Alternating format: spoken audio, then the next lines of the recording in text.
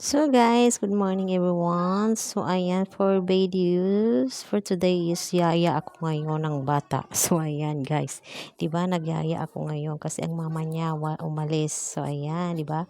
So kinuha ko kila tatay yung baby kasi umiiyak. So kaya hindi alam yung anong gagawin.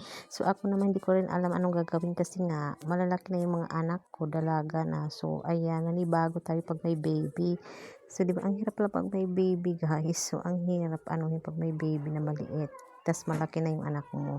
Ang hirap patahanin, guys, kung ano na yung ginagawa ko sa kanya, 'di ba, guys? So, ay naku, Diyos ko Lord. Oh, bumalik na naman ako nito sa pagbabantay pag may ganito akong anak na maliit ulit. So, guys, pero cute, guys.